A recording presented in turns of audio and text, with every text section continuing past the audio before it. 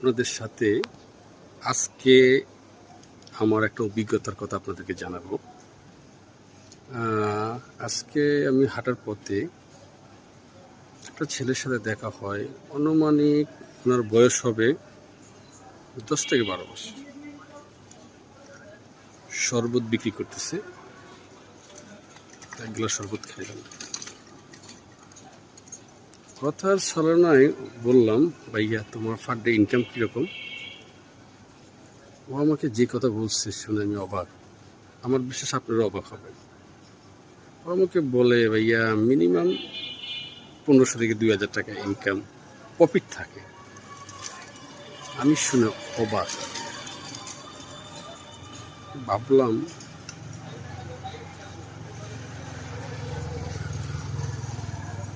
এটা তো চাকরির চেয়ে অনেক ভালো। তোর কথা শুনে ওকে আমি রিপ্লাই দেওয়ার মতো কোনো বাসা খুঁজে পাচ্ছিলাম না।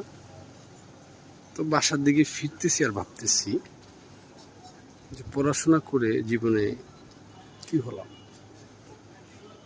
আমাদের যে একটা যারা আমার মতো যারা চাকরিজীবী, ছোটোখাটো চাকরিজীবী, আনঅফিসিয়াল চাকরিজীবী যারা, তাদের কীরকম ইনকাম হতে পারে এটা বলার প্রয়োজন নেই।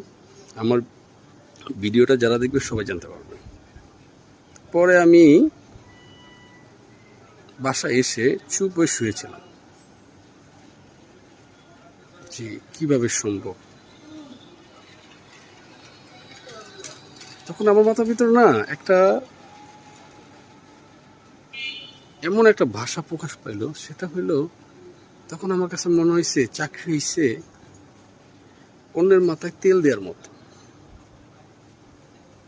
ভাবতেছি যদি তেলটা আমি আমার নিজের মাথায় দিই, তাহলে হয়তো ওর মতো আমিও ভালো টাকা আর্ন করতে পারবো। কিন্তু আসলে আমরা মধ্যবিত্তের লোক, তো ওই যে পড়াশোনা কিছুটা করছি, চাইলে রাস্তায় ঘুরে কিছু করতে পারি না, চাইলে বাসার হেলবারি করতে পারি না, চাইলে একটা হাতে রিক্সা চালাতে পারবো না, কারণ আমাদের লজ্জা হয়ে গেছে, বড় হয়ে গেছে। ওইভাবে বড় হয়নি। আসলে কি আমি একটা কথা বলতে চাচ্ছি, যেটা মিন করে আমার বলা, প্রত্যেকটা মানুষের উচিত পড়াশোনার ফাঁকে ফাঁকে যে কোনো একটা কাজ শিখা, একটা কাজ করা, যাতে বড় হইলে তার লক্ষ্যটা সেটা হতে পারে। সে আর অন্যের মাথায় তেল দেওয়া লাগবে না, নিজের মাথায় তেল দিবে, ভালো একটা আর্ন করবে, ফ্যামিলি নিয়ে খুব সুখে থাকবে। আর বাট আমার মতো যারা এখন আনঅফিসিয়ালি চাকরি করেন, তাদের উদ্দেশ্যে একটা কথাই বলবো, যদি সামর্থ্য থাকে তাহলে পরের মাথায় নিজের মাথায় তেল দেন, নিজে কিছু করার চেষ্টা করেন। আজ এই পর্যন্তই। আরেকদিন অন্য কোনো কথা নিয়ে আসবো আপনাদের মাঝে। আসসালামু আলাইকুম, সবাই ভালো থাকবেন।